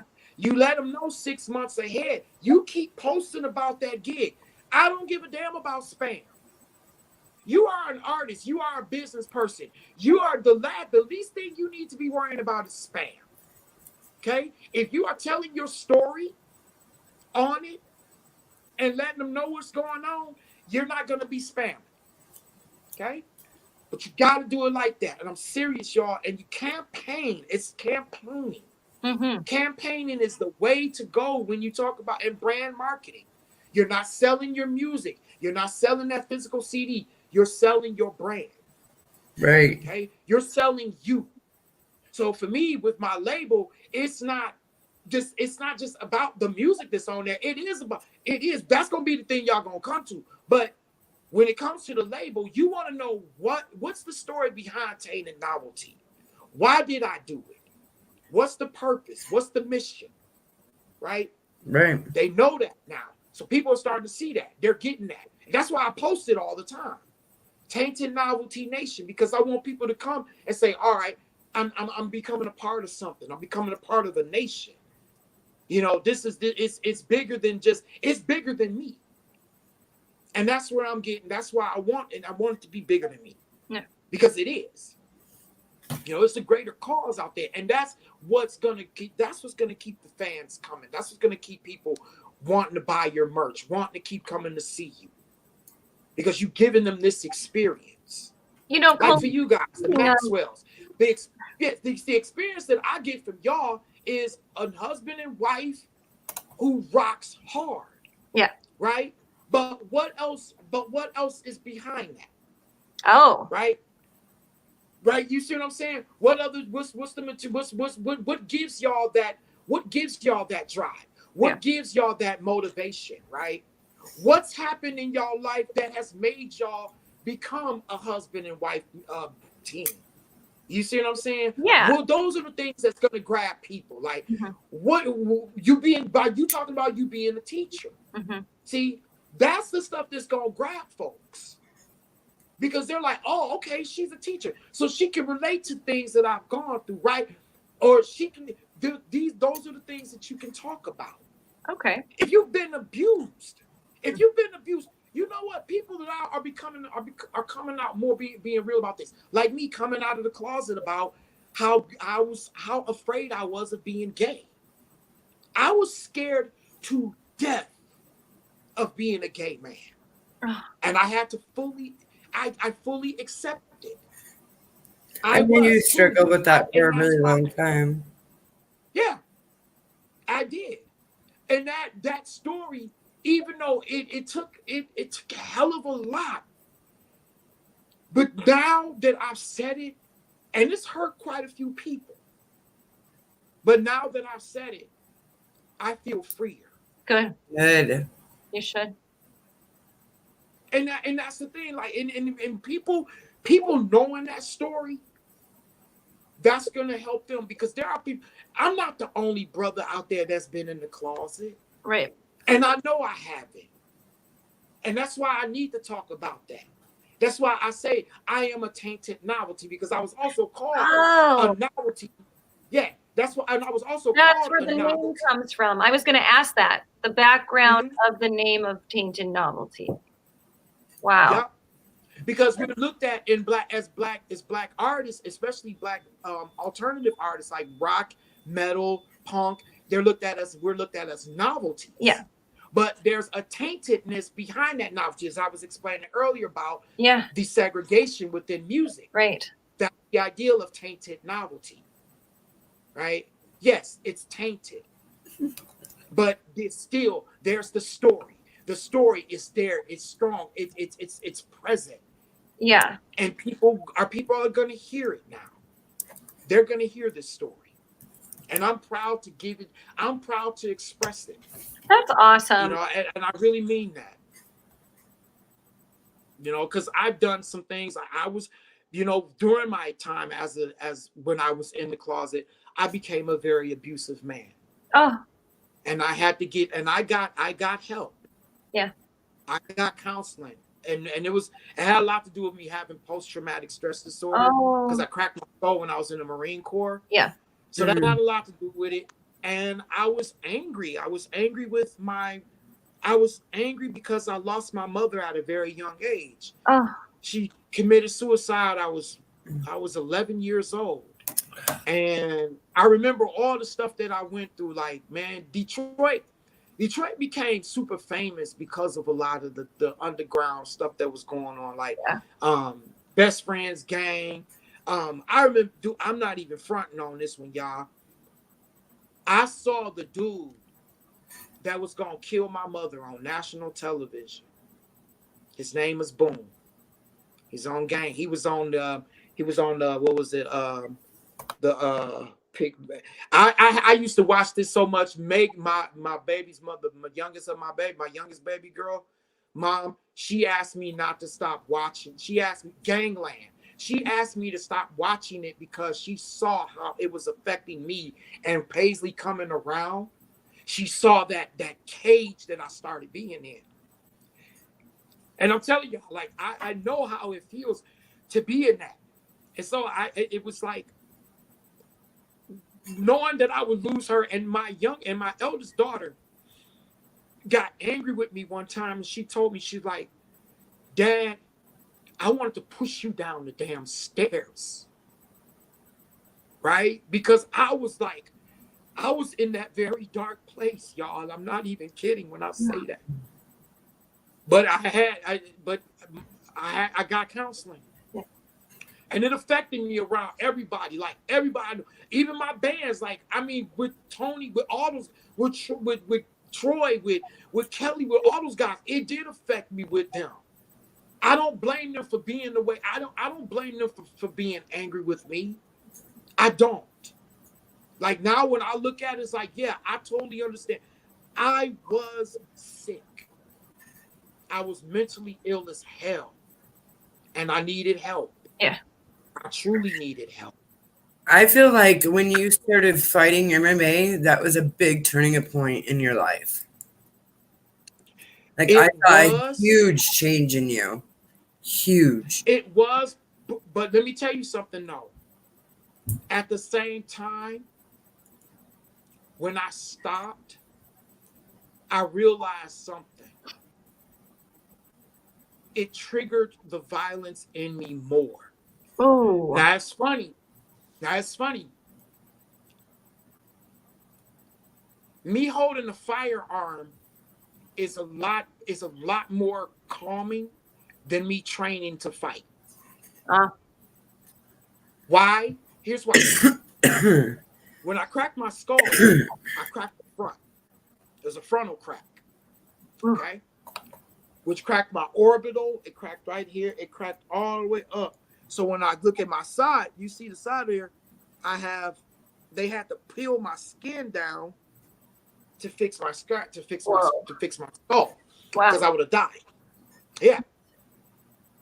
And so the residuals of that, having that, and plus with everything else that went on, the post-traumatic stress disorder just heightened. Yeah, makes sense. And there were moments where, like, and I remember there were moments where I had to really control my temper, but afterwards I got angry because I felt like I should have beaten the hell out of this dude. Right. Right. And then I would get angry with my ex-wife, and I took it out on her. Mm. And I remember that when I would get in the fights, how it would trigger me after. And so with that, along with that, it was like, again, I was in a very violent state. Mm-hmm. And it was a prison. Yeah, it sounds like it was a mental prison. It was. And this, I mean, thankfully, man, VA, I went and did what is called mindfulness therapy, stress reduction therapy. That's when the change really happened. It was after going through that. Wow. Because I started learning that when I was getting into fighting, I was doing something physical to channel my anger, but it wasn't working. It was when I started feeling it was more when I started feeling bad about how I felt. Mm-hmm.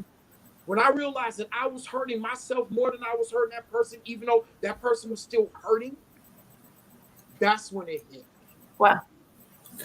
That's awesome. And I think that's something that's really good to share with other people too. I'm so glad you're sharing this, because your success story. Yes, absolutely. You got help.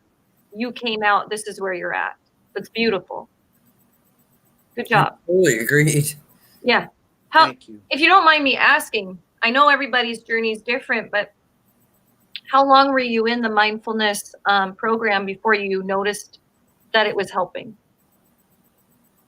8 weeks. Wow. That's great. Yeah. That's amazing. Heck yeah. Oh, it did. And a big shout out to the VA. Heck yeah. Yeah, absolutely. I know a lot of people complain about the VA. The elderly man I was taking care of, that was never our experience with any of the VAs. They've always taken really amazing care of him. and all the other vets, and people who are still actually in the service too. So it's big shout out to them because they have a lot to deal with too. Well, there's a shout out to also the mental health professionals that work with veterans, because that's a wall that VA hits, is that there's not enough mental health professionals that are willing to work with that population, and it's so needed. So thank you, Maxwell. That's what Max does. Hell yeah. Thank you, brother. Much love. Yeah. Appreciate that. Well, we have a few minutes left. Thank them for their service, because I would say thank you guys for those guys out there who help us. Thank you for y'all service, because without y'all, man, honestly, Tain and Novelty wouldn't be here. I wouldn't be able to do this if it wasn't for those guys helping me through a lot of the pain that they had. Basically, they had nothing to do with, and they didn't even know about it until I spoke about it. And they were able to help me out with it. So, wow. Yes, man. Shout outs to them. Oh. And a shout out to you, Coley, for recognizing that and actually opening up to share your experiences. Right. You'll get better. Yep. That's a huge step. Huge. Yeah, and not everybody can actually do that. So, because there's someone out there that's suffering just like you did that needs to hear it. So thank you. Yes. Yeah. You bet. And I hope that, I hope that people who are listening to this understand that you can make a difference. You can make a change. I know it, and it's not always easy. Right. It's not. But remember, it took a minute to get to get to that point. Now it's gonna take a minute for you to get out of it. Yeah. So tell all you guys out there, y'all will be all right. Trust me. Just don't give up. That's beautiful. Don't give up the fight. Good advice. Thank you. Hell yeah. Well, and that's what I love about this show, is that people can see the other sides of musicians. I mean, there's so much to us other than just our music. We're only human. Yeah.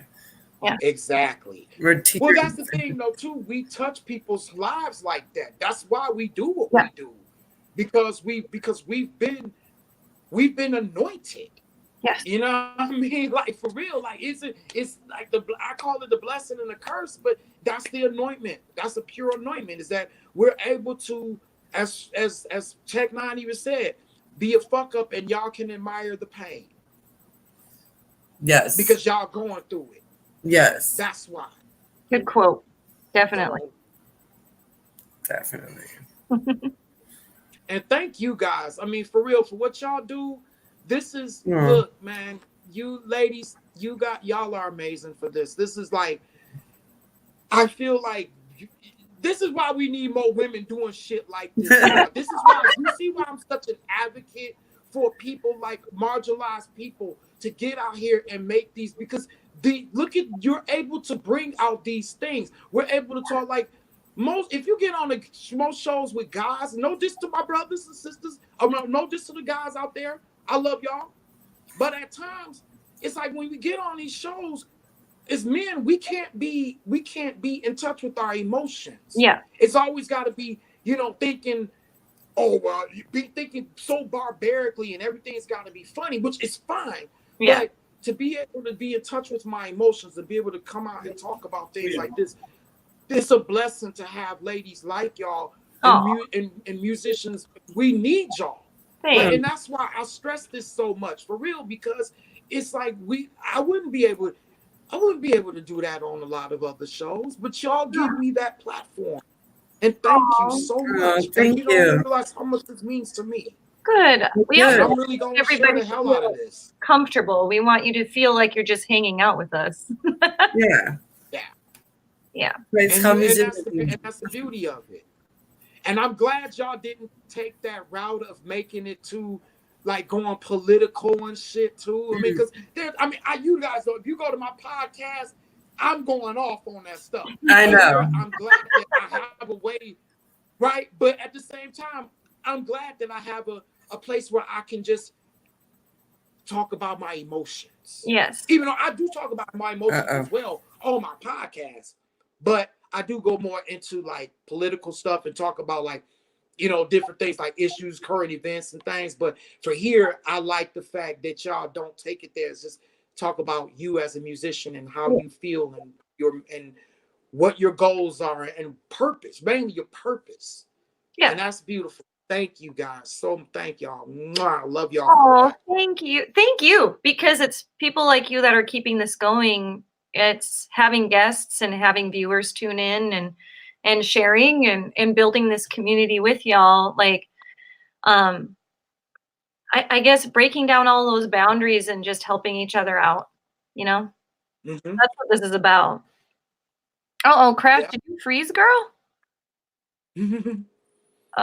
So if y'all want some more music tips, if you guys have like music marketing, you want to learn some music marketing tips, you guys can hit me up at godofmetal253@gmail.com. That's godofmetal253@gmail.com. You guys can hit me up and I will definitely share any tips you guys need or learn about the music marketing, about how to market today. I can definitely help you guys on that.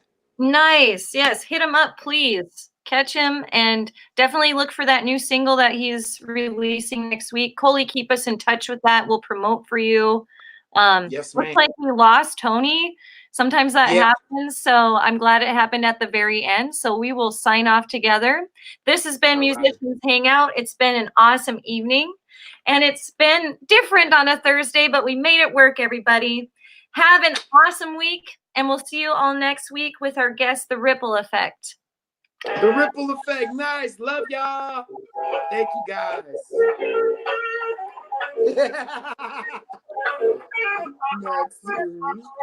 Happy Thursday, everybody. Good night. Later. All right. I'm going to do this.